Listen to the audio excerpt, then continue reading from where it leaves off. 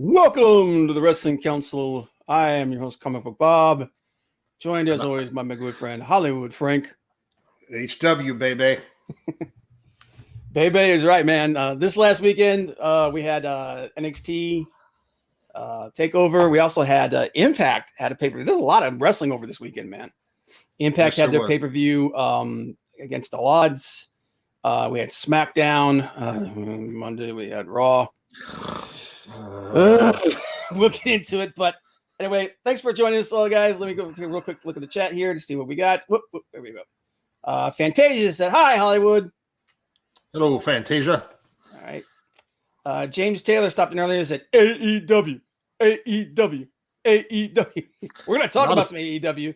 Maldacito in the house. Yes, he's driving again. I'm here, but driving. Maldacito is always on his way home when we start, so. But thanks to everybody that's showing up. If you could, like I said earlier, please please sub if you haven't already, because we are restarting everything. We're restarting the channel completely, and smash that like and share button because we rely on you guys to get eyes on these streams. YouTube does not support small channels anymore, and like I said, we are starting over from ground zero. But man, interesting week this week, man. Yes, it was. Yes, it was. Like you said, a lot of wrestling. A lot of it not that good. Yeah, it was. This was kind of this felt like almost like a holding pattern, you know. Even though almost like a throwaway week. Yeah, even though this week's Raw was the go home show for Hell in a Cell, we're going to talk about that, which is awful. It'll be interesting to see what happens on Friday, dude, man, because it's I don't want to get too bogged down to it, but first off, like I said, we want to thank everybody for stopping in here. Everybody that is going to be watching the show now and later. As always, like I said, hit like, subscribe, share your social media, and once the show posts, leave a comment in the comment section. Tell us what you thought and what you'd like to see on the show going forward. But as always, we are going to start off with our favorite segment, the good, the bad, and the ugly. I started last week. Hollywood, it is your turn this week. It is my turn this week. I didn't get a chance to watch all of Takeover, so you're going to have to comment a little bit about that. I did watch SmackDown, Raw, AEW. So my good, bad, and ugly. You know what? My good, and I thought it was a really good match, was Chad Gable versus Montez Ford. I really thought that was a good match between those two. They really told a good story up until the outside interference from Otis. But I thought that was a good match. I mean, those two really put on a good show back and forth. And, Street Profits, whatever they do with them, I can see if they decide to split them up down the future, Montez Ford being an Intercontinental or U.S. champion and having a good run with it, if that's something they decide to do. I really enjoyed that match.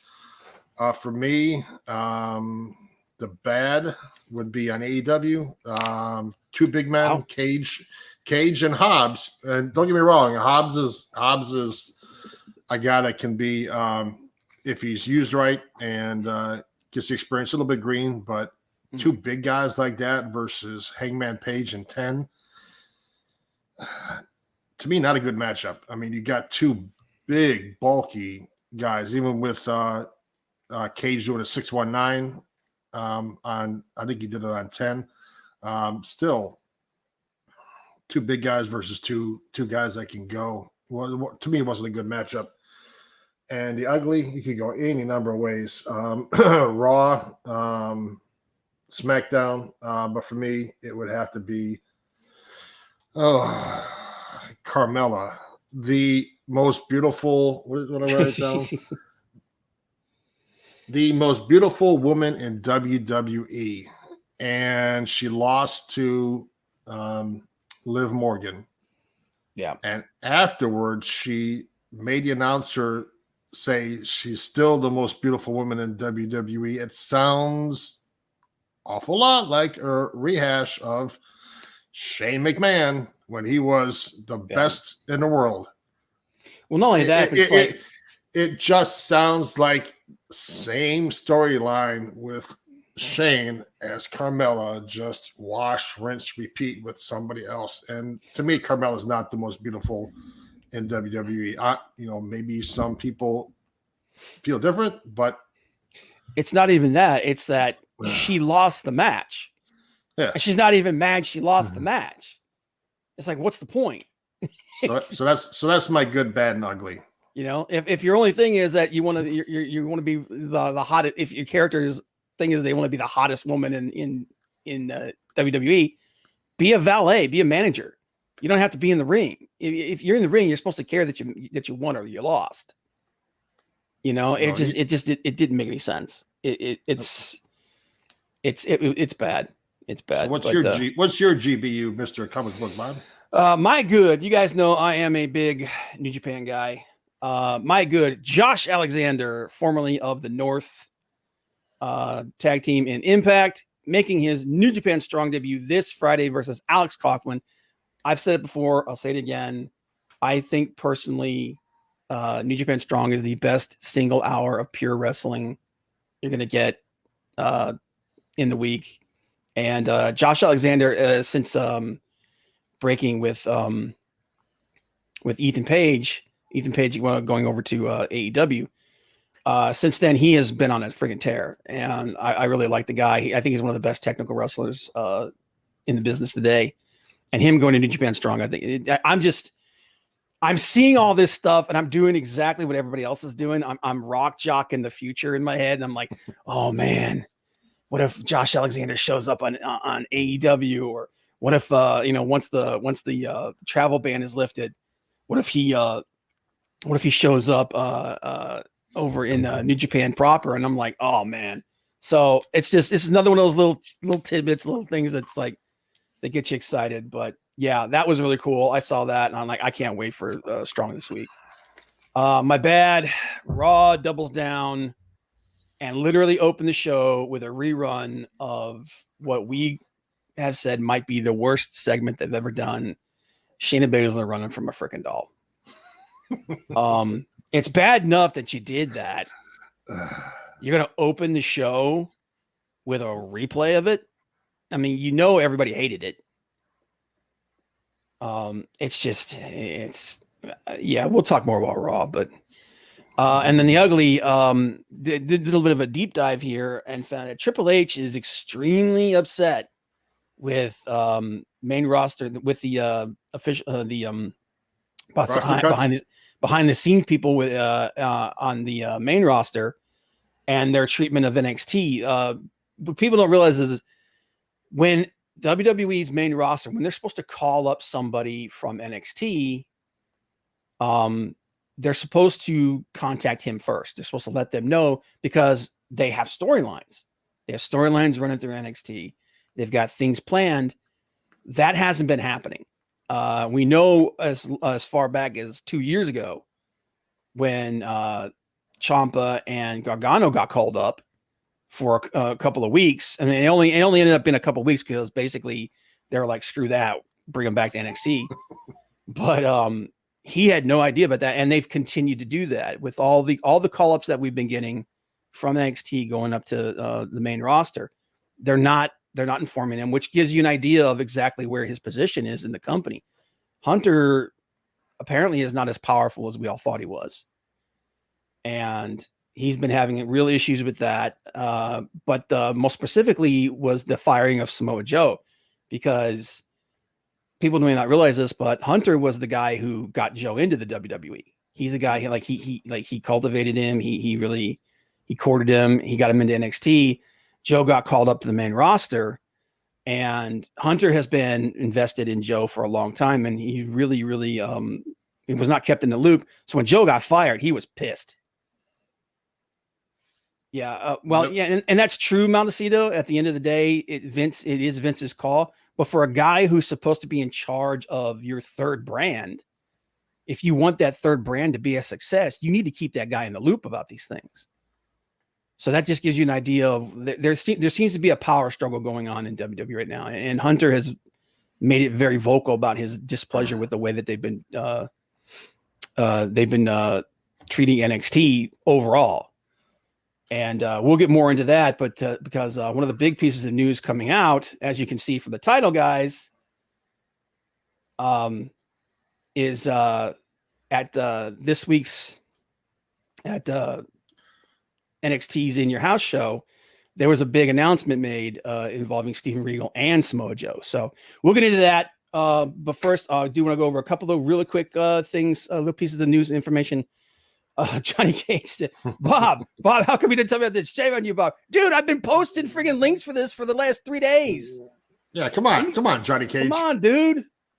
Hit that like, subscribe, share that shit out, man. Come on, help us out. You sit here and complain. And maybe, yeah, and you know what, Johnny, matter of fact, you're so upset about this. Hang on a minute. Hang on a second. Entertain everybody for Frank. Hey, all right. So, I've got a segment, it's Samoa Joe, and there's talk about him maybe coming back to WWE as far as just NXT. But it's not maybe coming back. He's back. He's signed. He finally did sign. Okay. And we've got Hell in a Cell coming up this Sunday, which I'm not too thrilled about some of the matches there. But it's a lot going on. If you're not a fan of Hell in a Cell, I can understand. There's been some clunkers the last couple of years. You had Hell in a Cell, I think it was 2 years ago, with Seth Rollins versus The Fiend.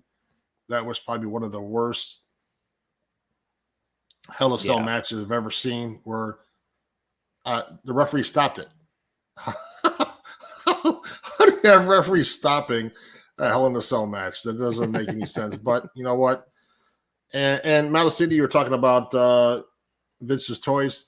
Vince is getting old. I mean, he's getting older. He can't do SmackDown, Raw, and NXT. That's just too much on the man. So that's why Hunter has NXT, and that's Hunter's baby. I mean, Hunter's built that brand up to being number 3, and it could be number 2. It's better than Raw. Yeah, in my opinion, NXT has the best wrestling of all the WWE shows. 100%. I mean, it may not have the best storylines, it may not have the best characters. It's got the best wrestling, period. But and the thing is, he's not. And I understand what you're saying, Maldacito, that Hunter has been a little spoiled. But here's the thing: you put the guy in charge of your third brand. You've made him a big deal. You need to, either support him or get him out of there. It's you can't. It can't be both ways. If he's going to run the thing, you've got to respect what he's doing over there. And a lot of people, myself included, think that NXT is the best thing going in WWE right now. Overall. Yeah. You don't hear about NXT being rewritten 20 minutes before it comes on the air, which happens on Raw, not once every couple weeks. It happens like once every 2 weeks. Raw is being rewritten. But here's the show. Thing. Yeah, here's the thing with this Maldacito. Yes, Poppy pays the bills, but if you don't respect the chain, if you don't respect the creative process that's going on, both products will suffer. Because you'll kill any momentum that. I mean, look what happened with Keith Lee. Keith Lee was the biggest thing in NXT. He gets called up the main roster. They got nothing for him, and now he hasn't been on television for what, 3 months? I think that's about right. Yeah, he's sitting down and catering like Bo Dallas and other guys. It's just like like Andrade was. Yeah. So it's just the problem is not entitlement or someone being spoiled. The problem is a lack of communication. Oh, dude, money. As far as money's concerned, dude, WWE has made more money than God in the last 2 years. They made more money. Think about this. They made more money over the pandemic than they have ever made in the entire existence of the company. That tells you exactly how powerful that brand is. But it doesn't make any difference how powerful the brand is if you don't respect the product, if you don't respect the creativity, it's going to suffer. I mean, just look what happened to Star Wars. But anyway, like I said, I wanted to get into some other stories. A little bit of a downer here going off of the first story. But the former Impact announcer Don West was diagnosed with brain lymphoma. So we send him our thoughts and prayers for a speedy recovery. He's supposedly in good spirits. He started chemotherapy, so it does look like something that's treatable. But hopefully everything will work out for him. He's actually kind of he's actually a pretty cool guy. So that's an unfortunate situation. But keeping him in our thoughts. Some better news. Renee Paquette and is it Paquette or Paquette? It's French. I don't know, man. Yeah. Paquette. Anyway, Renee Paquette and John Moxley welcomed their baby girl. She was born. Her name is Nora Murphy Good. That's a hell of a name. But yeah, so good news there. Hopefully everything's going well for them, and congratulations to them. June 20th. I don't know if you guys are fans of the Broken Skull sessions, but Mick Foley is going to be on the Broken Skull sessions. This is the first time he's ever been on there. Yep. So that'll be cool. The Broken Skull sessions have always been really, really good. And like if you haven't seen the Broken Skull session with the Undertaker and with Ric Flair, they're awesome, man. And Jericho was just on a couple months ago, and that was fantastic. So looking forward to that. And the Moose signed a new 2-year contract with Impact. Yep. And which I'm not surprised. He was supposed to be done. His contract is done at the end of this month, but you got to keep that guy. Woof, Johnny. Damn. Maybe this company's going to get better after Vince is dead. Damn, son. And oh yeah, Mal. See that we're going to talk about Raw. But one last piece of information, news. I think we talked about this last week. The WWE draft is coming at the end of August, and Kylie Ray signs with NWA after working out an agreement with Impact. So Kylie Ray, who has had some mental health issues, has signed with the NWA. I'm wondering if Mickie James's, the reason why I brought that story up is I'm wondering if Mickie James's involvement with NWA had anything to do with her making that signing. Yeah, because she pretty much because Kylie Ray had pretty much retired from wrestling after the situation, and then when Mickie James went over there, and she's pretty much going to be in charge of their women's division going forward. I wonder if that had anything to do with her signing over there, because that's a big get for NWA, man. I was hoping Mickie would go to AEW. Yeah, so was I. I mean, it's possible she could do both. I mean, I don't know what her contract, if she has any. Well, if she has any, she can do other stuff, or just has to be NWA. Well, Serena Deeb is actually signed with AEW. She's not signed with NWA. She's signed with AEW, which is why I think they took the title off of her. But Thunder Rosa is still signed with NWA, and I think her contract's out there for a couple of weeks, for a couple of years yet. So you know, and given the friendship between Billy Corgan and Tony Khan, you know there's going to be more crossover. They're just waiting for when they could do this, full force. Yeah. So I can see Mickie James helping AEW as well if Khan and Corgan, can come to some kind of mutual agreement with that. Does it be beneficial for both to be able to do that? Yeah, we know, Johnny. I'm just messing with you. Oh yeah, and it has been beneficial for both of them. Thunder Rosa's involvement and Serena Deeb's involvement in AEW has been a big deal. Oh, yeah. It's shined a lot of light onto NWA, and it's also helped Britt Baker get over. Yeah, absolutely. And like I said, one of the issues that's going on in NWA right now is that Nick Aldis doesn't really have any contenders. He doesn't have anybody. He's kind of in the same situation as Roman Reigns and Karrion Kross, which is something we're going to touch on here in a little bit. Whereas there's no real viable contenders for him that can carry that title and really put the buzz on it that they need. So with all this crossover that's going on, we might start seeing some. I'm waiting for Billy Corgan to cash in that check. He's like, listen, we've been sending people, we've been sending our women's division people over to you guys for months now. Let's have a little bit of reciprocation, and we need a little bit of help over here. So I'm waiting for some of that to happen. Some of the instead of the NWA to AEW, I'm waiting for some of the AEW to NWA to kind of reciprocate that goodwill. But we'll see where that going forward. But those are some of the news storylines that I thought were really interesting. And before we get into the nitty gritty of this thing, man, there is a segment that we want to bring back. We've been talking about this for a while, and that segment is Who better than Randy Orton? Our good friend Yul Carter, formerly of the Wrestling Council, came up with this. It became very quickly one of our favorite segments to do. And Randy Orton is one of those polarizing figures where you think he's one of the greatest of all time, or you absolutely freaking hate his guts. But you can't deny the man's longevity, how long he's been in the industry, the effect that he's had. And we were always asking, who better than Randy Orton? And one of the subjects that came up with Andrade's departure to AEW was the fact that so many of the top guys in AEW are former WWE personalities. So I wanted to grab some AEW guys and see whether you think they are better, or who's better, Randy or them. So first guy up, The Big Show.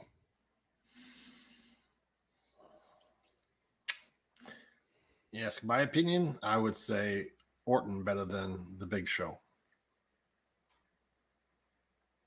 You think Orton's better than had a bigger career, more important than Big Show? Yep. I mean, Big Show, WCW, part of the NWO after a while with Hogan and them, and just think as Big Show came to WWE, did good, but near the end it was like he's your face, he's a heel, he's your face, he's a heel, he's your face, he's a heel, and just got bigger size wise. I mean, when he was in WCW, he was a lot thinner than he is, and He was a lot more athletic too. Yeah, a lot more athletic. So dude, he actually used to do drop kicks. Yep, you remember that crap? Oh yeah, it's like, holy crap, 7'4", the 7 foot. Is he 7'4" or 7'2"? I can't remember. Anyway, he's a big dude. He's doing freaking drop kicks, man. I mean, if he just stayed the same size, maybe a little bit bigger than he was in WCW when he first started, maybe we'd have a different conversation. But when you get to be bigger and put on more weight, you can't do some of that stuff. You got to be more of that heavyweight guy, be more on the ground guy. So I'd say Orton is better than Big Show. I agree. I think Orton is a bigger. I just think he's had a much bigger effect on wrestling in the wrestling community in the wrestling world than Big Show has. Not taking anything away from Big Show. I think he's awesome. All right, next up, Christian. This is an interesting one because Christian was a big deal in the tag division, like a huge deal in the tag division when he was with Edge and against the Hardys and everything. They kind of set the standard for the future tag team, and he didn't really take off as a singles guy until he left WWE. Yeah, and he went to Impact, and he became but the thing is when he went to Impact, he became a big deal. He did. He was a big deal when he went to Impact, and he really changed who his character was. The question is, is he, does all of that equate to being better or worse than Randy Orton? And it also, determines what your criteria is. Is it the effect that he's had in the industry? Is it his longevity? The fact that Randy did all he did with one company. What do you think? Yeah, I mean, you could put Randy if you go in tag team, Christian is better than Randy, even though Randy's been with RKO with Edge and rated RKO with Edge and RK Bro with Riddle, which by the way is the best thing on friggin' Raw right now, hands down. But they haven't been together that long, so Christian's better tag team. Randy's better overall as a singles competitor over Christian. Okay, as far as his in-ring and everything, what about you think about the effect that they've had on the industry? I think Christian's had a bigger effect on the industry because he's been more places. He's been more places than Randy Orton has. Randy Orton's WWE. I don't know if Christian's been in New Japan, but I think briefly, if I'm remembering correctly. Impact, world champion over there. I'm sure he'll be TNT or TBS or whatever they decide to name that championship. TBS, ABC, or the world title. He'll have some, or even the tag champ. He'll have some kind of title soon, probably right before the end of the year in TNA or in AEW. But yeah, I could see him either becoming the TNA champion eventually, or possibly even tag champion with somebody TNT champion at some point. Not TNA, Well, TNT. Whatever. TNA, TNT, like I said, ABC, EFG. They just need to call that damn thing the TV title and just leave it at that, man, because that's what it is. I'm actually gonna say, and actually, Maldacito and Johnny are split. Randy, Johnny says Randy, and Maldacito says Christian. This was a tough one, man. I think Christian has done more with less. I don't, because he's never quite gotten the push in WWE like Randy has. Like I said, he was mostly seen as a tag guy.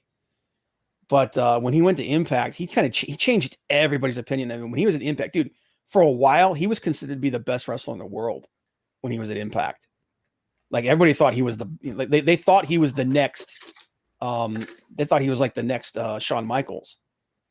The next Shawn Michaels. They thought he was going to be the next big thing. And while he was obviously because of internal issues and whatnot, TNA kind of crumbled a little bit from the inside. But I'm gonna have to go with Randy again. I think Randy, like again, that the longevity of that career is just a big deal. And then the fact that also injuries took a toll on Christian. He was gone for 4 or 5 years, something like that. Yeah. Didn't also McMahon want him to come out with when they introduced him, have him come out with a circle over his face on on TV?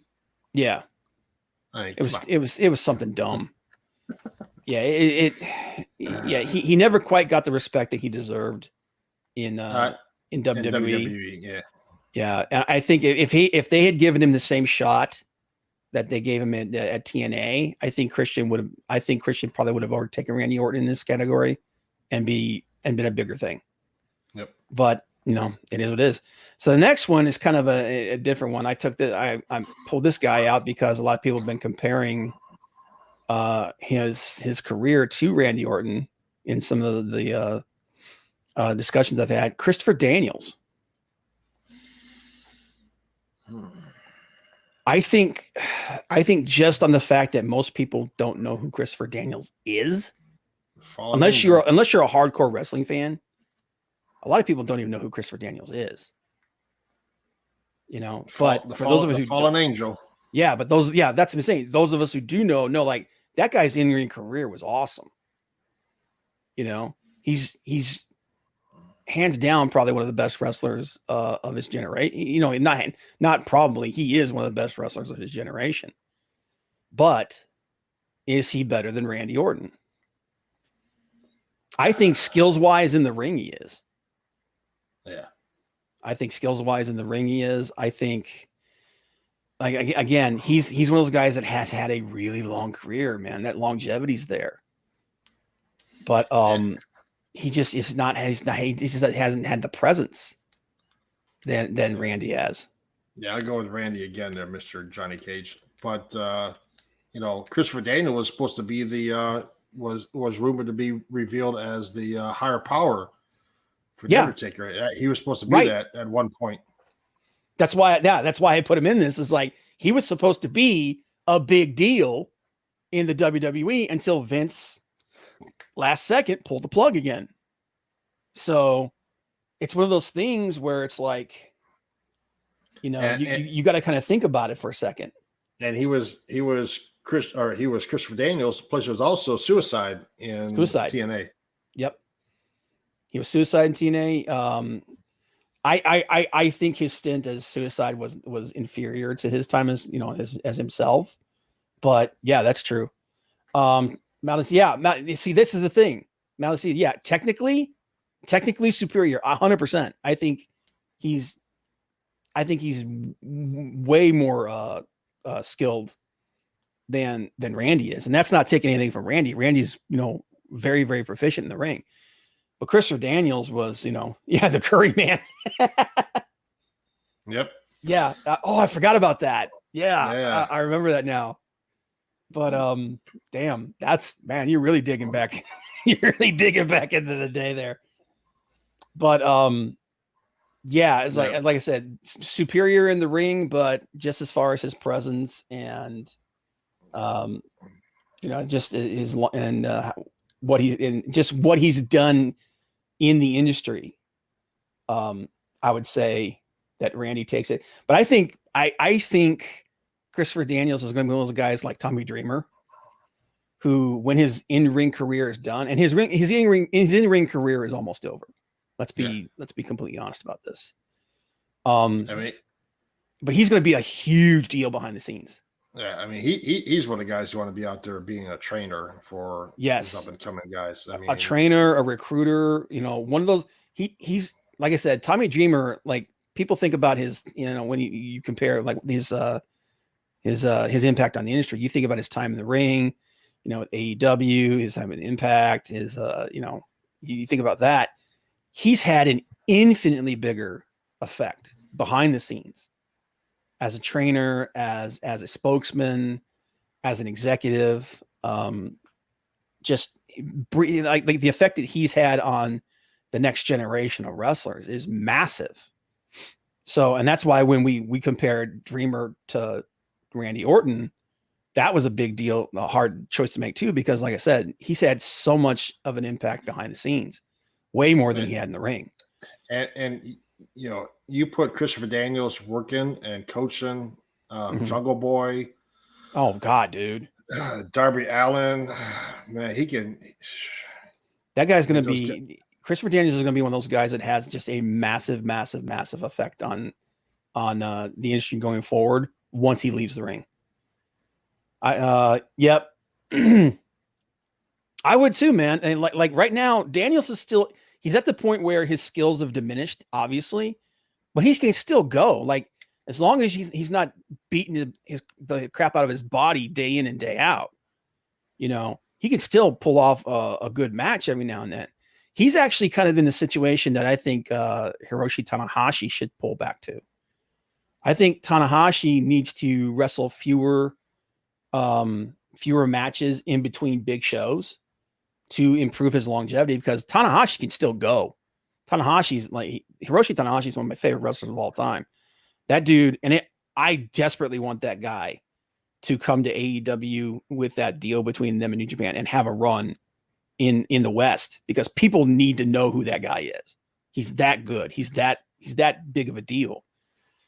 And I think Daniels could. I want him to pull back to just doing more like fewer matches, so that we get to see that guy for a few more years.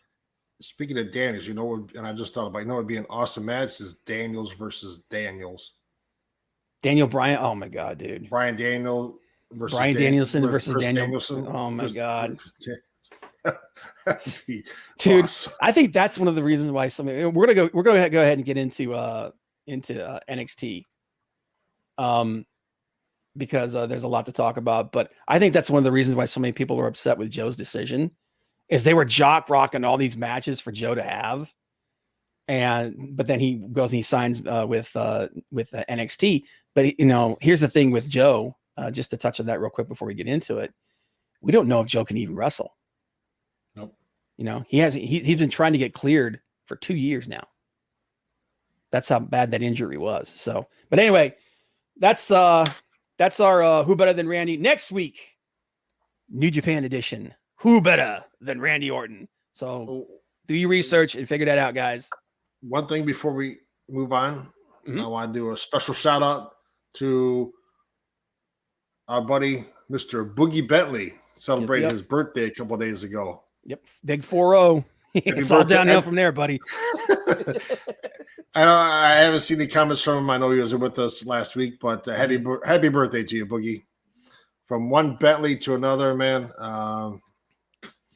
Happy birthday. Yep. I think that's biased. I think that's unfair. But anyway. What's unfair? One Bentley to another, man. We're not related. At least I don't think so. So you say. He's a Bentley. I have Bentley blood running through me, so. Yep. Anyway. NXT Takeover in your house. Watch it? Not all of it.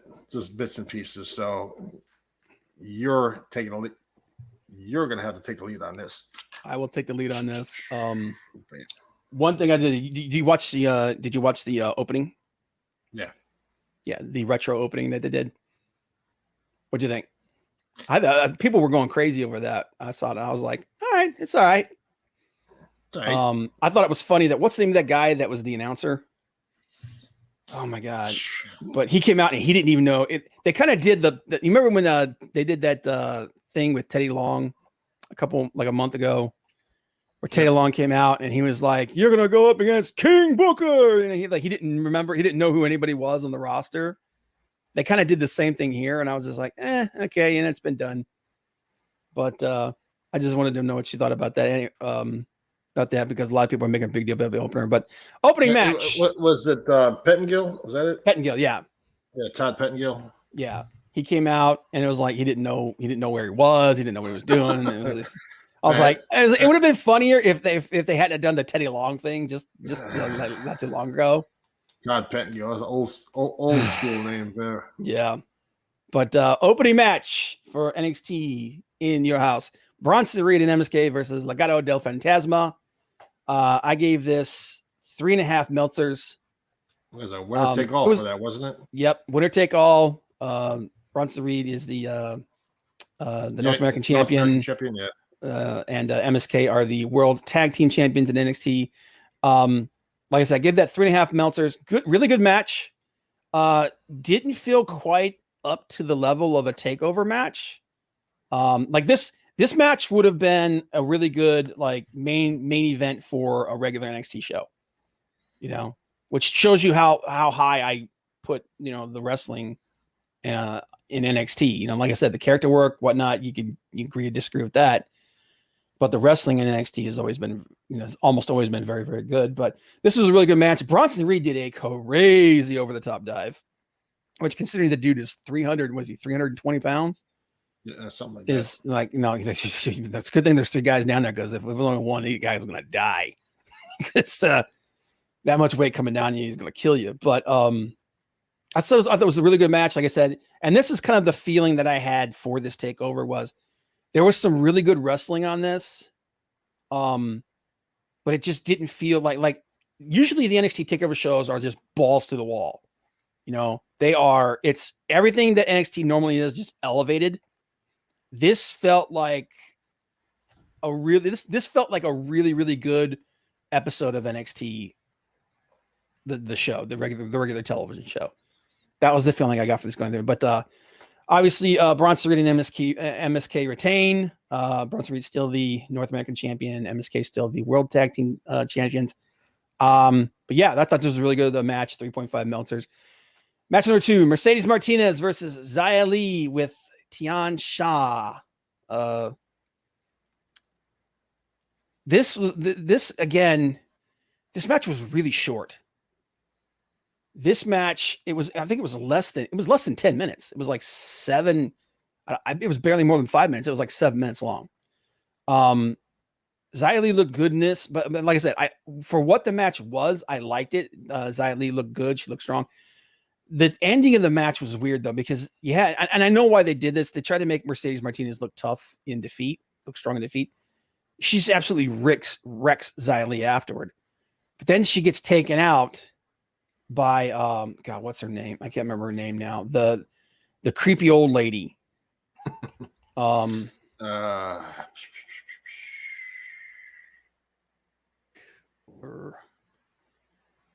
your house. Mei Ying. Mei Ying, yeah. Mei Ying then steps up and she takes out Mercedes Martinez.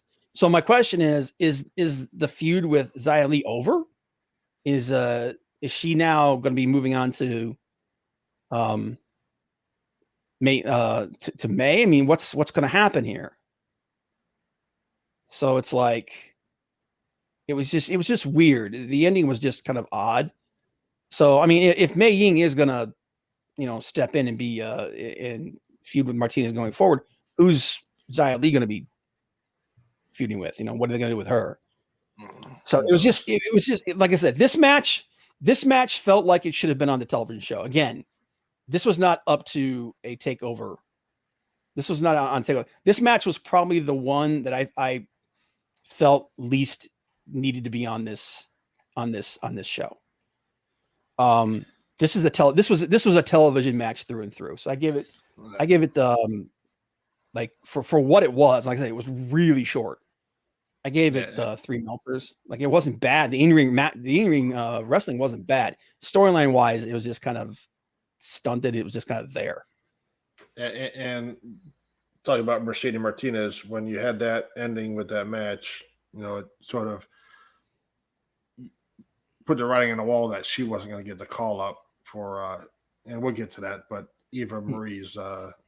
Yeah. She was supposed to be Eva Marie. Yeah. She was one of the people that was on the docket to be Eva Marie's muscle. Protege. Well, her muscle. She was because we'll talk about that more when we get to it, but yeesh. But moving on. Next match, match 3. This was probably my favorite match of the night. To the moon, the $1 million ladder match. LA Knight versus Cameron Grimes. This was a really, really good match because no surprise, Cameron Grimes. You know this wrestling thing. Turns out that Cameron Grimes is really, really good at it. This was LA Knight's best. This was LA Knight's best outing since he came back. I will have to say though, this was the weirdest ladder match I think I've ever seen. Normally in a ladder match, you have crazy spots, all these crazy spots. Ladder matches get super physical. You know what I mean? That's the whole idea behind them. This was it was almost like they were injecting comedy into it, because they did that thing where they were almost like jousting with the ladders and stuff. Like this was a match where the ladders were there. And that's about it. It was a good match. I mean, it was a very creative match. And like I said, you got Cameron Grimes in there, who I think is one of the best wrestlers in the world right now. But it just felt weird. It just didn't feel like a normal ladder match. Although I will say this, Cameron Grimes took a crazy bump at the end though. Where he basically, from the top of the ladder, he went all the way down through the ladder that was set up. And like I said, you can't fake, like Diamond Dallas Page used to say, you can't fake gravity, man. Nope. So yeah, basically Cameron Grimes died. But LA Knight won. He's the new $1 million champion. He is now Ted DiBiase's protege. I thought this should have been Grimes. I thought Grimes should have won this match. I understand why they did this, because LA Knight needs they need some direction for this guy. Yeah. I mean, they spent all that money on him. They need to do something with him. Yeah, they need to do something with him. Him being, and plus he's his character is a dick, and Ted is really good at being a dick. I mean, if you've ever known why Ted DiBiase is considered to be one of the best heels that ever strapped him on. Strapped him on. That was, I know I'm going to get friggin' ratio for that. Jesus. Laced him up is what I should say. But I just feel like character-wise, this would have been more fun if Cameron Grimes had won. But yeah, the thing is, LA Knight needed this. Cameron Grimes, he'll be okay. So now it'll be Cameron Grimes feuding with LA Knight over the $1 million belt. Again, really, really, really good match. Best match of the night. Didn't quite feel up to takeover standards. Next match. Match number 4, women's championship match. Raquel Gonzalez versus Ember Moon. These are my notes. Shotzi's back, which is awesome. I'm glad that Shotzi's back. Did you see this match? I did not. Okay. One of the things that if anybody that's followed the Wrestling Council when we were on, yes, Johnny, I knew you were going to do that, Johnny. I knew you were going to do that. That's as soon as I said it, I was like, shit. Yeah, Rob messed up. Johnny, if I had to fight with a ladder, I'd just joust with it too. Yeah, dude, it's like I said, that bump that Grimes took at the end was legit. But anyway, this was a decent match. Wasn't the best that either one. Again, like I said, this didn't feel quite up to takeover level. Again, this would have been, if this had been like the main event for a regular show, then it would have been perfect. This is the level that this is on. So it was good, but it wasn't great. I am tired of people interfering or breaking the rules, and the ref sees it and does nothing. I'm getting really sick of this crap, because we had Dakota Kai coming out, grabbing Gonzalez's foot and putting it on the ropes, and the ref is just staring right at her. He's like looking at her. It's like, no. Okay, listen, if you're going to do this, if you're going to do interference, if you're going to do that, you need to do it in a way that doesn't insult the intelligence of the people that are watching. You know, and here's the thing. At least people think I'm ragging on WWE. AEW does this a lot. And I don't like it. I don't like it there. I don't like it in WWE. I don't like it. New Japan is different because New Japan has different rules. Okay. So, because a lot of people point out, it's like, well, you're a big fan of New Japan and that happens all the time. New Japan has it's a different standard there. Here in the West, the standard is if you interfere in the match is over, you know, or at the very least, you get ejected from the play. You know, like, but the rule is supposed to be, if you do something that affects the outcome of the match is over. So if she's going to do this, she needs to do it in a way that the ref doesn't see it. Okay. When she's done it, and I wouldn't be ARPing about this if it weren't for the fact that he was looking right at her. He literally was staring at her when she did it. So it's like, bro, come on. So that detracted from this match. Bro.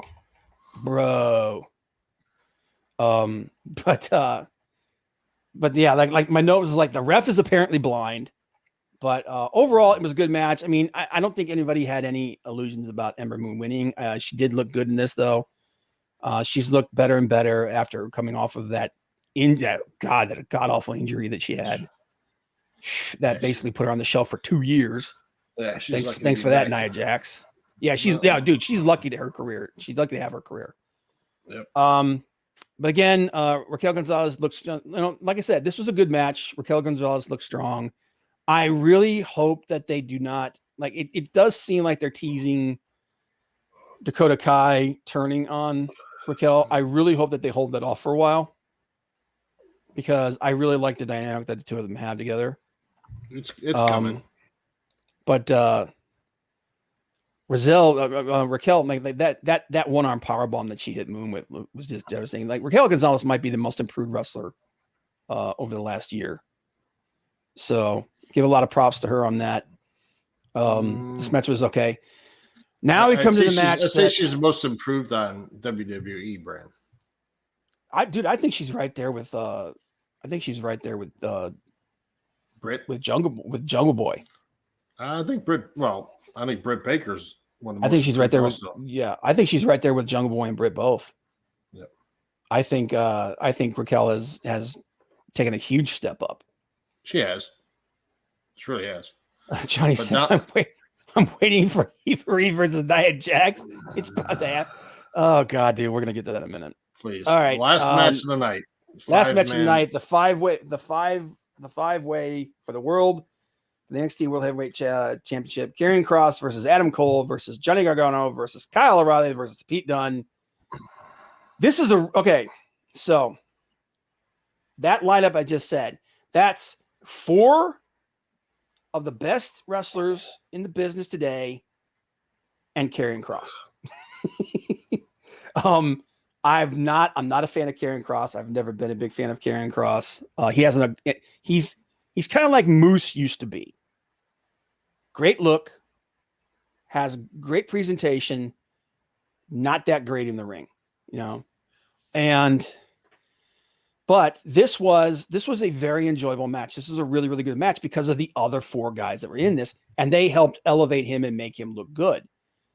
Here's the problem, though, and we're gonna when we talk about SmackDown, we're gonna talk about this as well. he basically he basically beat the top 5 guys in the company. So where's he go from here? Okay. Cross, every time he was in the ring, they made it very clear. Like it's one thing to build him up as a monster. It's another to make your top contenders look inept. And every time Cross got in the ring, he just wrecked all 4 of the other guys until all 4 other guys eventually teamed up on him and eventually beat him down and put him out. But now that he's basically pulled a Roman, he stacked him up like cordwood and he pinned him and he won. Yeah, you did that with Shayna Baszler a couple years ago at Elimination Chamber, and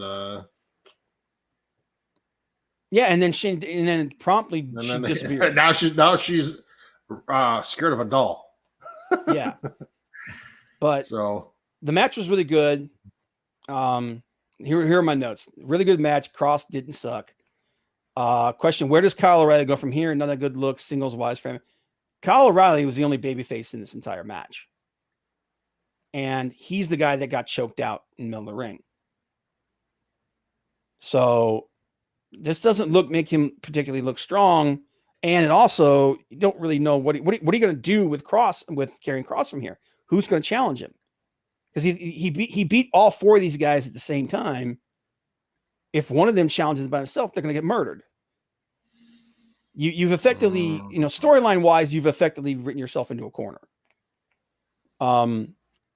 It's like, the only thing I can think of is to bring in Walter, have Walter absolutely murder him, and then send Cross to the main roster. And that's the thing that's going on. Cross is being groomed to go to the main roster. Right. I think that's what they've been doing to him since day one. And what do you think about Bronson Reed versus them? That's about the only thing you could do, but if I'm not mistaken, I think he's wrestled Bronson Reed in the past and he beat him. So, I mean, unless they're going to rehab some guys going into this to challenge him, what I'm saying is that right now, after this, because he's beaten all 4 of those guys at the same time, there's nobody to challenge him right now. They're going to have to either build somebody up, which is going to take time, which is like, what do you do with him in the meantime? You know what I mean? This is the kind of thing that I think is really hurting the main roster as well with Roman, because Roman has basically beaten everybody, and the SmackDown roster is so small. There's only, like I said, with only 18 guys up there. Yep. Who's going to challenge him? The Miz? It's like the Miz is on Raw. And they're on Raw. I'm being Miz is out for. I'm being a smartass. Yeah, I'm being a smartass. It's like, who do you have to challenge him right now? So, that's a big problem. That's a big problem right now. You have Reginald to challenge him. Oh God. But anyway, that's my opinion of. That's my my take on Takeover. I give the show 3.5 Melters out of 5. Like I said, it was a good show. Wasn't great. Some of the matches didn't feel like they belonged on a Takeover. None of the matches felt like they really reached that level that Takeover is normally responsible for. And here's the thing: you're not gonna have a winner every time. You're not gonna strike gold every time. So you forgot about the end with William Regal. Oh, yeah, actually, we do need to talk about that because that's what the whole show is about. So William Regal, at the end of the show, basically looked haggard as hell because he was constantly breaking up fights, and said that maybe it was time for a change. And this is a storyline way for them to either have William Regal step back and have less of an on-screen presence, or for Regal to step out of on-screen entirely and transition to something behind the scenes. Because the idea is that Samoa Joe has re-signed with NXT, and he is either going to be the co-GM a la Adam Pearce and Sonya Deville on SmackDown, or that Joe is just going to take over outright, and that Regal is going to transition to more of a behind the scenes role, which I think is what. There's also rumor that Joe might be like security or special enforcer on NXT. Yeah, security special enforcer on NXT. I'm leaning more towards it's going to be because here's the thing: Regal has been one of the best things about NXT. Regal as GM has been awesome, and probably, in my opinion, he's probably been the best GM on NXT that NXT's ever had. No disrespect to Dusty. I think he's been the best GM that WWE has had. Yeah, he's been awesome. But he is getting on in years, and I do think that he's looking to maybe take a step back. So I think it's either Joe's going to be the co-GM, and we'll see less of Regal, or that Regal will transition behind the scenes altogether. But that's a big part of why Joe's brought in. Because here's the thing, like I said, my understanding with Joe's contract is that Joe is not signed as solely as a wrestler. Before Joe was cut from the company, even though he was doing commentary, he was still getting paid a wrestler salary, which a lot of people believe is one of the reasons why they cut him, because announcers make less than in-ring talent. Yep. In general, announcers make less than in-ring talent because they don't have to go through the physicality and whatnot. And that when Joe came back, obviously when he came back, he did not sign a contract that was as lucrative as the one that he was when he was considered to be an in-ring talent. That's what makes me think that Joe is not cleared to wrestle. And I think that it's very possible, and I don't want to think this, Joe may never get cleared to wrestle. So I think that's one of the reasons why. Yeah, I think that's why Joe, unlike jumping ship to another company, I think that's why he re-signed with NXT. Which is unfortunate. I mean, like I said, I was jock rocking matches with him in my head, him against the Tomohiro Ishii, all kinds of stuff going to them. And like, that was the one I really wanted. Him against Jacob Fatu, something like that. But I really think that the reason why Joe signed with WWE is because I think his wrestling career, if it's not over, he's got maybe a couple matches left in him, and that's it. Yeah. Plus everything that Triple H did to bring him in there, I think. Yeah. Pay back that loyalty from Triple H. 100%. I think if Triple H wasn't in charge with NXT, I don't think Joe would go there. Yeah, because there's also a rumor that they want to bring back Aleister Black, and right now the rumor is he's going to sign with AEW. Yeah.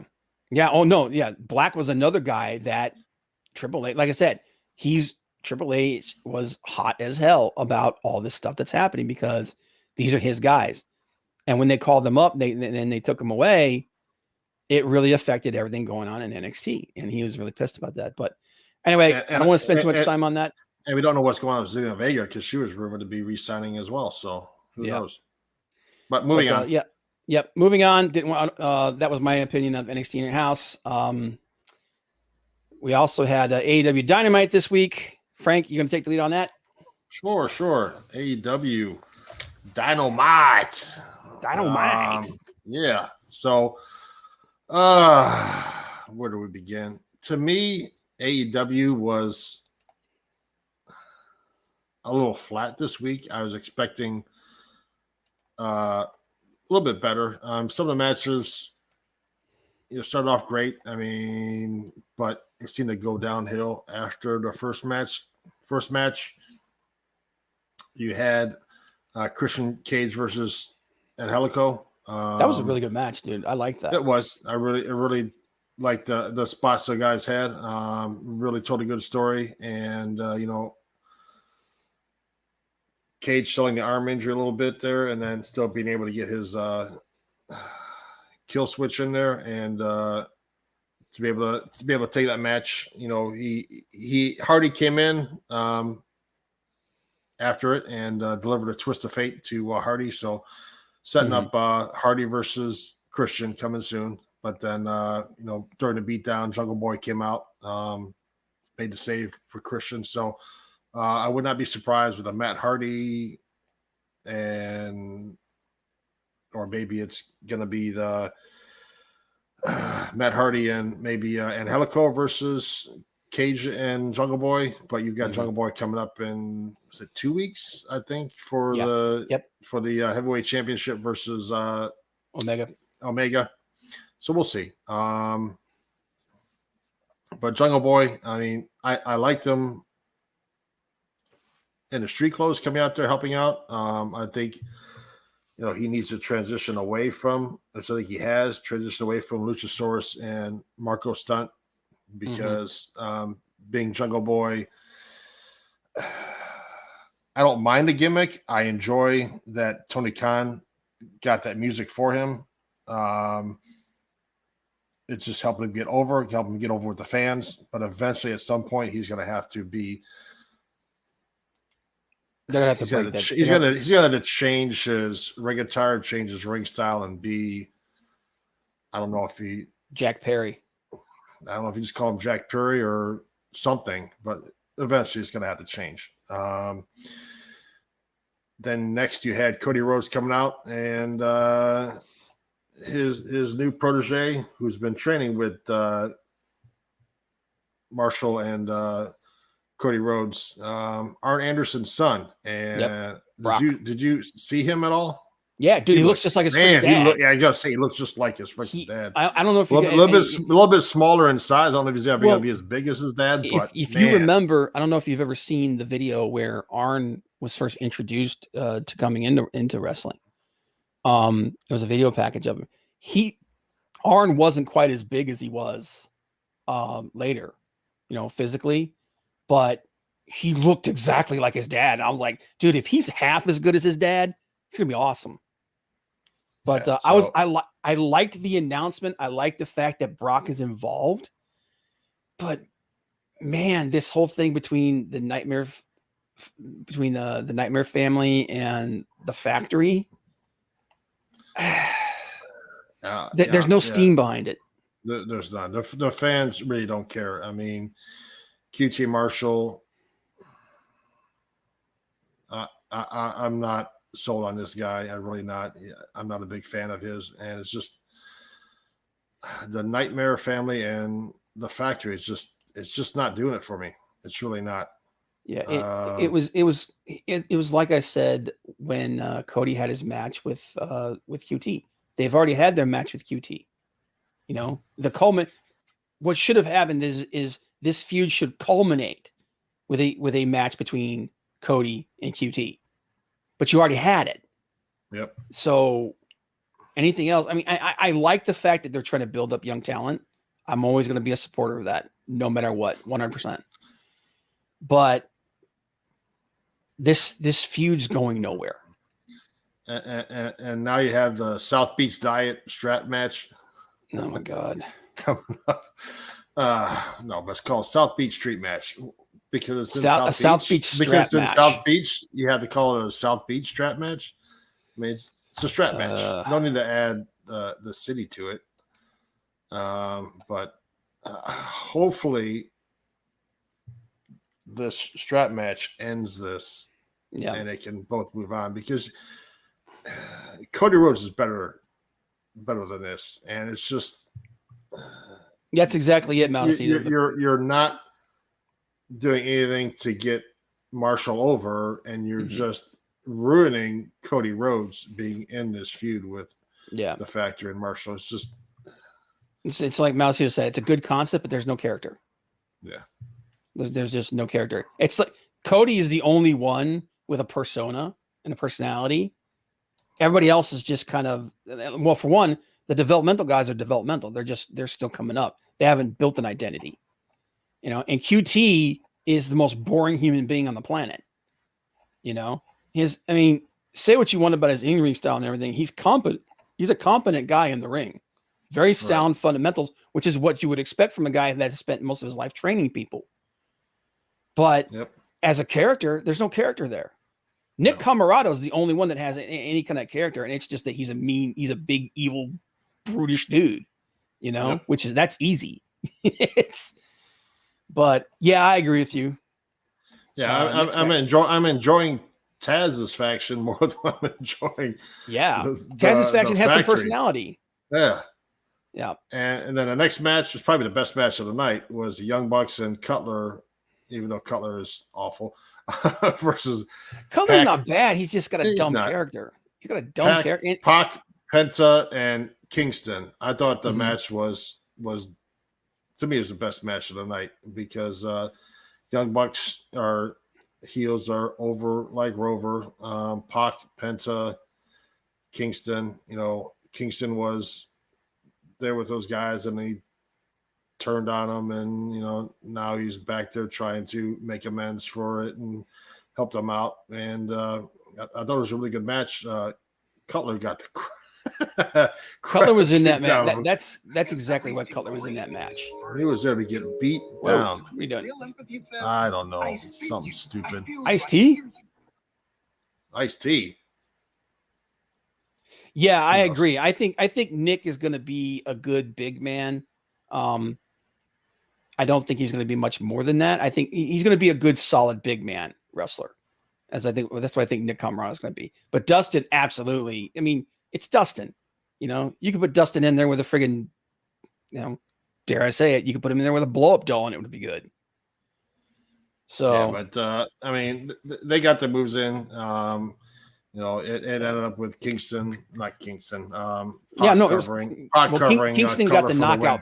Yeah, Kingston did the back fist. Yeah, and took out Cutler. But yeah, Cutler's the whole reason Cutler was in that match is so he could take the pin. Well, then you had the Good Brothers coming out and helping beat down the guys, and then the Enforcer, the Hunter, whatever you call him, Elite Hunter, Kazarian came out to help make the save. So, is it going to be the Good Brothers and the Death Triangle, the Young Bucks versus the Death Triangle? Well, the two parts of Death Triangle because what's his name is still out. Yeah, Eddie Kingston and Frank is going to be an 8-man match next week or coming up. I mean, possible. But Jim Cornette might come after me for that comment about the blow up doll. Yeah. Oh man, that thing! Did you ever hear his rant about that, dude? He went friggin' off the deep end. The first time when Kenny first did that, like years ago, and he saw that, he was like, Cornette just like lost his gourd. I think we could get I think we could get a Young Bucks. When is I think Phoenix he's coming back soon, isn't he? Yeah, I'm not sure his date of return, but I like Penta. I mean, Penta's awesome. He gets a lot of his stuff over. Really, really, really good. Him and Pac are awesome. Him, Pac, and Ray Phoenix, awesome. I mean, the three of those guys, that triangle is that. Yeah. And if you have a 3-man tag championship in TNA, they have to be the first. In AEW, they need to be the champions of that. They have to be the first champs. If they get a 6-man tag title. 3-man. Or not a 3-man. Yeah, 3-man tag title. I always say 6-man because it's 6 guys. Yeah, 6 guys in the ring. Yeah. The Blow Up Doll and Invisible Man are legends at this point, dude. Those matches were meant to be ridiculous, and in that context, they were fun. It's like I put Jim Cornette in the same category as Bret Hart. He sometimes takes the business way too seriously. So, and a lot of it, I also think, is just Jim Cornette playing a character.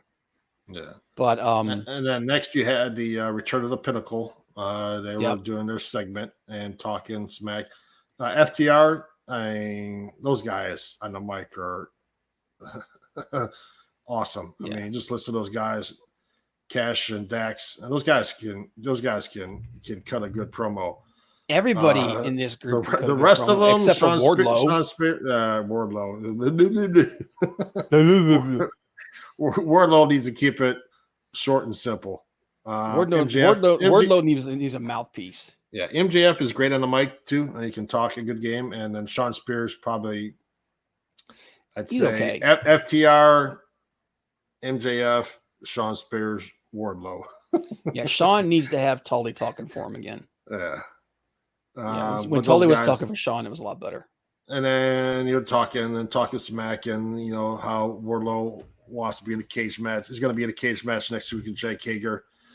And MJF talking about Jericho and Guevara. The next thing you know, here comes Jericho and Inner Circle out in the parking lot, and with the guys and their sledgehammers and bats, everything, destroying the Pinnacle's limousine, spray painting. Jake Hager this comes was with a forklift and just forklifts right through the side of the limousine and lifts it up. And I'll be honest with you, man. This segment, it wasn't bad. Like you said, they can talk. These guys are good on the stick, but this feud's over for me.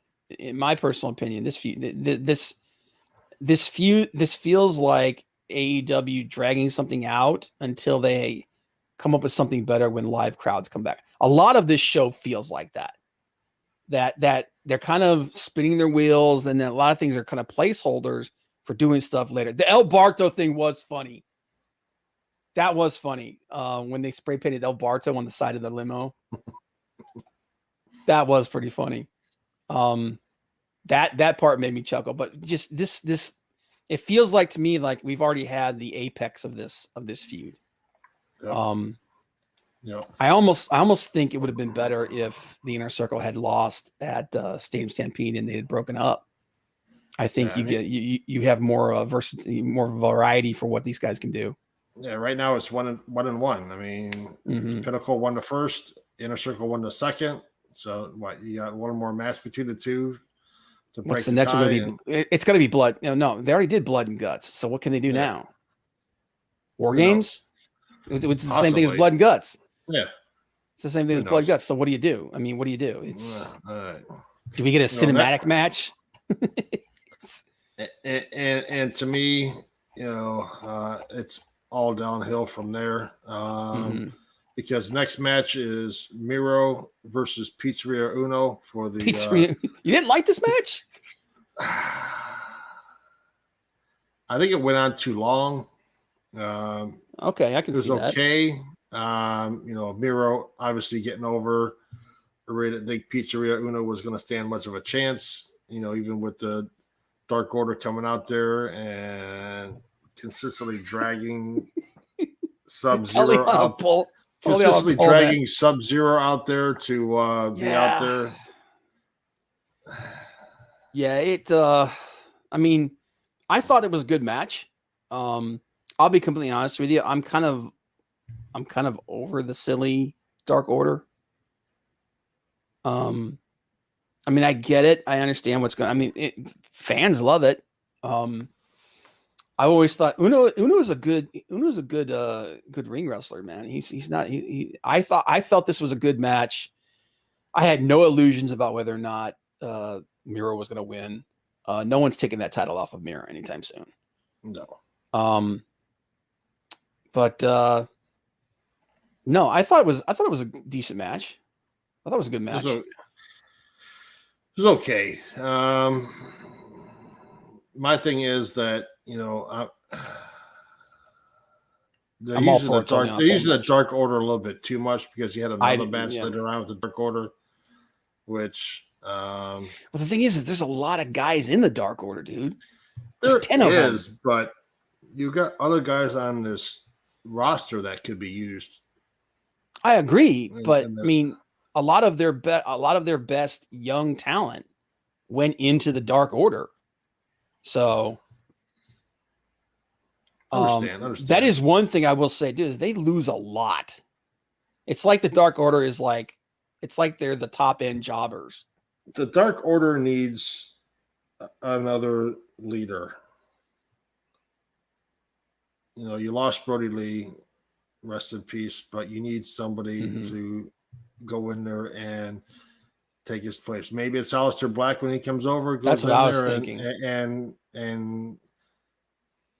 like have him come in, have goes him come in there and be an enforcer with the Dark Order and take over and just. I could see him coming in and being like, look at yourselves. He's like, you guys are losing constantly. You think Brody Lee would be proud of that? You owe him better.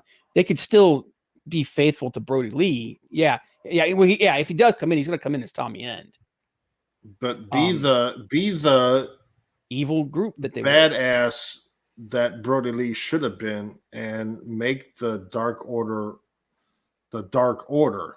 Mm-hmm. And I can also see that as a good way of segueing Hangman out of that group. Yeah. So that he can. Here's the thing. I think a lot of what's going on. I said it earlier. I'll say it again. I think a lot of what's going on is meant to be placeholder until live crowds come back, because so much of the Double or Nothing, man, when that crowd was going crazy, it added so much to the show. And it also, a lot of people's characters depend on crowd reaction, so I think a lot of what's going on is a placeholder until things get quote unquote back to normal. Yes, that would be awesome. Yes. Tommy End comes in, takes over the Dark Order, and they turn on Hangman and twist the knife. That would be awesome. Yeah. That's what, God damn it. That's what they need to do that. They need to do that, man. And then next you had Jungle Boy, Kenny Omega's message to Jungle Boy, calling him a one-hit wonder like Baltimore. You got a brawl between the two. It was okay. It was good build up for their match, but yeah, and we had the Young Bucks come out and help save Omega, and Jungle Boy left, and it's just setting up the feud. I think Jungle Boy versus Omega will be a good match, but it's still going to be Omega on top. And we'll see how that goes. Next, you had it was a Archer and a squash match. Nothing spectacular. Yeah, 30 seconds done. Been over. Jake the Snake up there laughing while the match is going. Then Sky and Paige did a promo on Sting and Darby. It was the same as last week. Rinse and repeat. And then you had Nyla Rose versus Layla Hirsch. Another squash match. Well, it wasn't quite a squash match. Layla got some moves. Some Layla good moves in there. I give her some there. She actually looked pretty good with what she was able to get over. But trying to do that Hurricane Rana, Hurricane Rana, not the Hurricane Rana, diving through the ropes, trying to take out. The Tope Suicida. Yeah. Doing Tope Suicida. You're not going to do that on. No. Do that on Nyla Rose. She's twice. Does that, and that's the end of the match. I mean, it's Nyla Rose all the way. And they were talking about her interrupting the hamburger celebration with Britt Baker from last week. So it's going to happen. The two of them are going to have a match soon. Oh yeah, and it's going to be heel versus heel, which is going to be an issue, I think.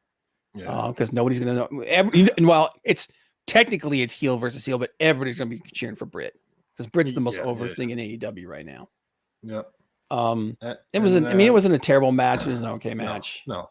And then the main event of the night, Hangman Page and 10 versus Team Taz. Yeah.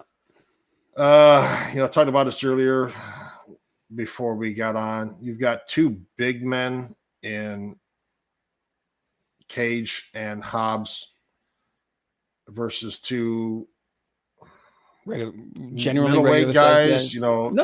Hangman's not middleweight, dude. Not middleweight. I mean, these guys are good but they're not powerhouses. They're not big bulk roided out guys like Hobbs and Cage. Hobbs is still new.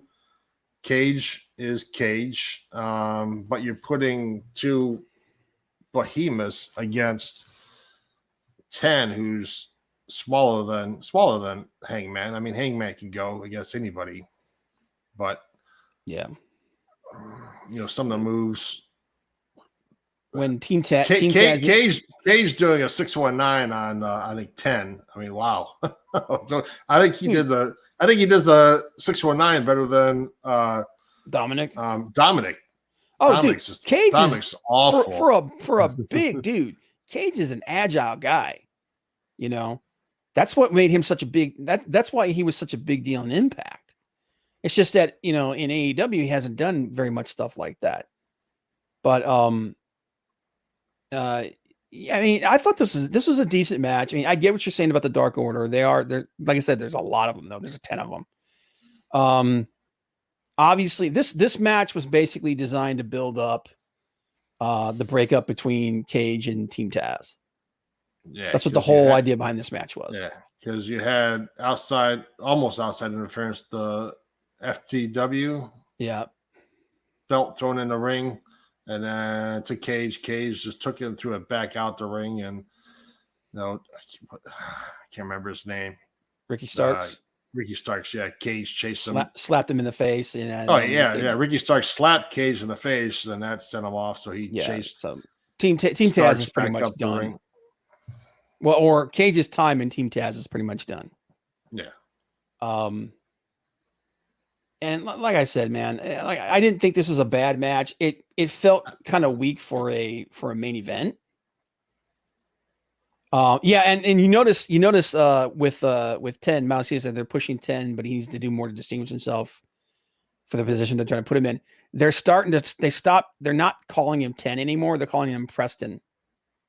Yeah. They're using his full name, Preston Vance. So I think he's going to start transitioning out of the 10 role and into in being himself again, which I think, I mean, I'm kind of wondering why he's still wearing the mask and calling himself 10. Doesn't really need to. Because they always do like the Preston Vance, so. But if they're going to do that, they need to start doing it now. I think he needs to ditch the mask and I do agree that I think they are trying to build him up. He does need to get better though. And I really like Hobbs. I think, he's green, but I think he can be Hobbs is going to be great. Exceptional talent. He just got to make sure that he has the right person working with him and coach them because dude, I don't want to see him be another Brian Cage. Dude, he's got Big Show, and he's got White, and he's got Mark Henry there now. Like those are the two of the best big men in the business. So those guys, he needs to, especially Mark Henry. Mark Henry, people forget when Mark Henry first came out, he was a much more agile guy than he is now. Yeah, he wasn't doing drop kicks and stuff, but he could move. And a comment I was reading about Mark Henry is with it being there, he says that AEW needs to stop doing the same moves in every match. If you have the Young Bucks doing the super kick, then you don't need to have a super kick in the next match and the next match after that. If you're doing a tope suicida, it shouldn't be in every single match. You've got to diversify and do something different because you can't wash, rinse, repeat the same moves over and over again every match because then it's like, what is special about what you're doing if everybody's doing it in every match? Yeah, well, here's the problem though. A lot of the talent that AEW signed, they're all very similar in their design and move sets. So, because what happened is they went out and they hired all their friends. So, but yeah, no, I understand what you're saying. I think they need and. Hello, you're freezing, Rob. Rob's freezing, so I agree, Malacito. I like Hobbs better than Nick. He does seem more fluid in the ring. Well,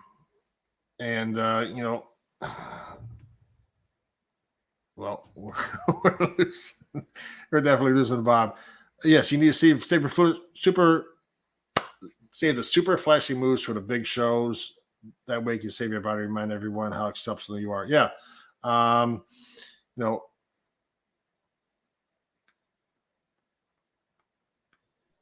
Yeah, you bring in vets to slow them down and separate them from everyone else.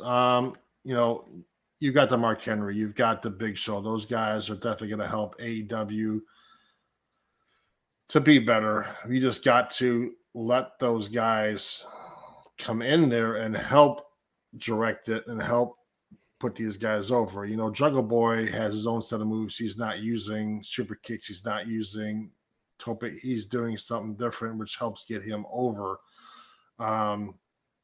You know, I was looking forward to hopefully Mickey James coming into AEW and helping the women's division, but you know,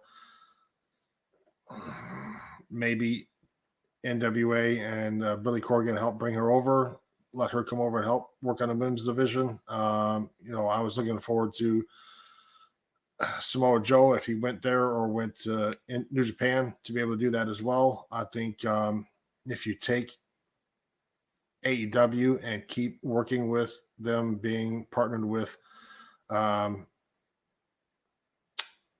of Honor, Impact, New Japan, you have these promotions working together. It's just going to help get that talent over more, because New Japan is more of a lot more wrestling than show. And if you can bring some of those New Japan guys over to help make the promotion better, maybe those guys can pick up some of the New Japan moves and sets that they do to help. Well, that's AEW the thing. Get even better. That's the thing with New Japan, though. That's where they learned how to do what they're doing. So it's like I said, I understand what he's saying, but I think you can have I think you can have variety and still use your same moves and everything. It's just that I think what part of it is that it's always the same stuff. The teams aren't changing up what they're doing. Yeah, but I don't want to see Topa Suicidas at every single match. I think they've actually toned it down a little bit because you remember, go back 6 months. Every match, Tope Suicida. It was like literally every friggin' match was, you know, that was going on, like to the point where we started making a joke about it. Remember? Yeah. That's also why we like guys like FTR, Jungle Boy, and the like, because you know they're not, and even to an extent, Hangman Page and Kenny Omega, the Young Bucks are doing too many super kicks, but Kenny Omega and Hangman are doing different moves. Their moves, but they're not doing the same thing that everybody else is doing. Yeah, and I agree with him. It comes down to storytelling. Because a lot of wrestlers were doing the same moves, but I think he's right. I think bringing in these vets, guys like Big Show, guys like Christian Cage, Mark Henry. Guys like Mark Henry, Dustin. You look at all the people that Dustin has worked with. He's one of the things that a lot of wrestlers today don't have. They don't seem to understand pacing, you know, and that's something that, like, I think Mattacito mentioned that, and these vets know how to slow things down and like basically use the ring to tell a story. You know what I mean? It's not about hitting the fast move every second of every minute of every, you know what I mean? It's about slowing it down, pacing it. Plus it takes less of a toll on your body, and you can tell a better story. You gotta be deliberate with what you do. What I would, and I don't know if Mark Henry would be able to do it or not. What I would love to see, if Mark Henry could somehow talk Bubba Ray into coming to AEW. Ooh, Bubba Ray Dudley, because I know they both are on Busted Open. Yeah. Him, Bubba Ray and Tommy Dreamer. Yeah, but if somehow he can get Bubba Ray to come to AEW, yeah, even for a short term to help the promotion, just behind the scenes. Yeah, just do it behind the scenes, man. Be like, listen, because here's the thing, Bubba Ray, whether you agree with his opinions about wrestling or whatnot, one of the things you have to admit is that in the ring, he was really, really good at telling a story. So he would be good to bring in there. Dreamer would be good to bring in, but Dreamer's with the WWE, so that's never going to happen. Yeah. Well, he's with Impact. Yeah. But he still, I think he still has a deal. Doesn't he have he has a trainer deal with WWE, doesn't he? I don't know about that. I can't remember. I think I might be thinking about Dean Malenko. Because I know Dean does. McMahon is like to share anybody with anything. Yeah. Well, this one, dude. Well, dude, we were talking about Joe earlier. The original deal that Triple H signed with Joe was that Joe coming to when he came to NXT, he could wrestle for other companies. He had an open contract, kind of like Moxley does with AEW, which within I think it was within 2 weeks, Vince nixed the shit out of that. But that was one of the things that he did for Joe. That's how badly he wanted Joe in NXT. So, but yeah, I mean, what did you think of the show overall?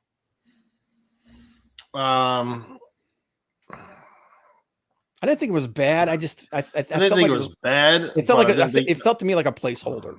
Yeah, I mean, it felt like B minus C type show, not up here. It was right around middle. Yeah, I've seen worse, but seen a lot better too. Yeah, it felt kind of like a like I'd give it like a 6 or 6.5. It was a decent show. It wasn't great, it wasn't bad. But real quick, we're getting along in here. I apologize for the tech issues, guys. Real quick though, I did want to touch on the card for Hell in a Cell this weekend. Just like I said, we're not going to talk about Raw. I don't want to talk about Raw. Raw was freaking awful. That's all you need to know. They opened with a repeat of the Alexa Bliss, Shayna Baszler thing from last week, where Shayna was running from a doll. So that's all you need to know about how bad that show was. Oh, it was infinitely better than Raw. But the card for Hell in a Cell, Alexa Bliss versus Shayna Baszler. I don't care. I don't care. And it's sad that I don't care. I should care, but I don't. This is easily the worst. And this actually makes me glad that they're not doing anything with the Fiend. And in reality, Shayna Baszler should wipe the floor with Alexa Bliss. Yeah, but it's not going to happen. Oh, Alexa's going to kick she's going to go Lady Fiend on her and just no sell everything and kick the crap out of her. Yeah, it's going to be awful. Bianca Belair versus Bayley. In ring action, I think will be good. There's been the buildup for this has been awful. It's sad that I say this, but again, this is another match I don't care about. I should care. Like I said, I should care about it because Belair and Bayley are actually really, really good. But yeah, this to me is not I'm just not interested in it. Rhea Ripley versus Charlotte, again, good in ring action. The buildup has been terrible. I don't care. And I should care. Lashley versus McIntyre. Does anybody think McIntyre is winning this after that 6-man that they had this week, where he hit the whole thing with McIntyre and Lashley is that he's tried to hit Lashley with the Claymore and he keeps failing. This week he hit him with the Claymore. So that's it. It's over. Does anybody think that that McIntyre is beating Lashley this week? If he does, that's bad booking. Because if McIntyre beats Lashley this weekend, he should have lost the 3-man tag match this week. I keep saying 6-man. It's never going to change. Again, McIntyre's awesome. Lashley's good. This should be a bigger deal than it is, but I already know what's going to happen. Yeah. And if it doesn't happen, it's not a swerve. That's just bad writing.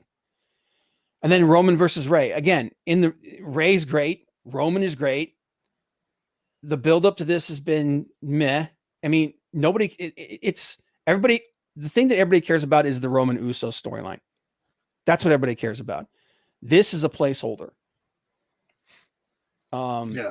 If you watch SmackDown, you had Rey Mysterio smacking Roman Reigns with a kendo stick, and it's like it had no effect on Reigns. Yeah. He grabbed the kendo stick, started beating up on Ray. Ray grabbed the stick again, started hitting him again, and Roman threw him out of the ring. Well, no, it wasn't Ray. Ray didn't grab the stick and hit him again. It was Dominic grabbed it and was hitting him with it. I thought Ray hit him a second time.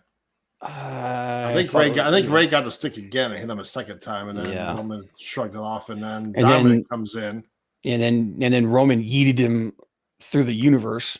Yeah.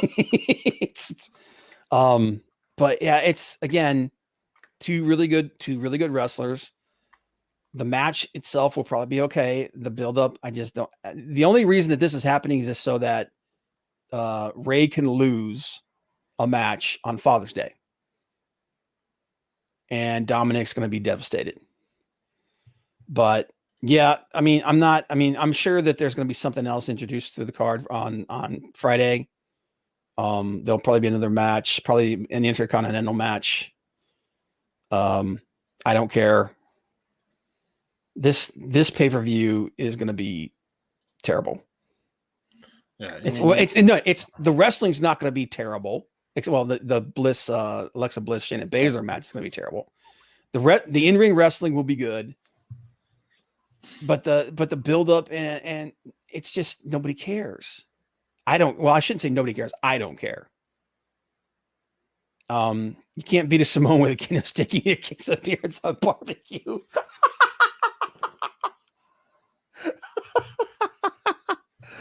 What do you mean by that, brother? But anyway, yeah, I just wanted to touch on that real quick before we ended the show. Is there anything else you want to talk about, man? Like I said, I don't want to talk about Raw. Raw was so upsetting. It was terrible. If you're going to put another match, it's possible you have Cesaro versus Roman Reigns or Seth Rollins at Hell in a Cell. Why? I don't know. I mean, dude, I think we're going to get two matches from SmackDown. I think we're going to get Corbin versus Shinsuke Nakamura for the crown. Well, is that supposed to be next week? I thought that was next week. I thought it was this week. The block. I think it's going to end up. I think it's going to end up on the pay-per-view. Nakamura versus Corbin. Because Corbin is Vince's boy. Vince loves Corbin, and I think we might get an Intercontinental title match. Which, okay. I mean, I like Apollo Crews. I think he's a great wrestler, and I'm glad that he's actually getting a chance to do something and shine. But yeah, but not Nakamura versus Corbin. Boring. Yeah, boring. Which I never thought I would say that about a Nakamura match. So was Braun, but you know how that ended. Yeah, with choo-choo train sounds and report cards. But all right, guys, we're gonna take this home. Like I said, I don't want to talk about Raw because it just disappoints me. But I appreciate everybody being here. Thanks to Montecito. Thanks to Johnny Cage. Fantasia stopped in. And everybody else. Thanks for being here, guys. And like I said, bring more people with you. Yeah. Thanks for hanging out with us. Yep. We're gonna keep pushing ahead on this. Trying to get better. Trying to bring more people in here. James Tyler was here also. Yep. James Taylor was here earlier, but we will get back to where we were before, guys. But as always, appreciate you guys being here, and we will see you guys next week. No, Colonel Orwin.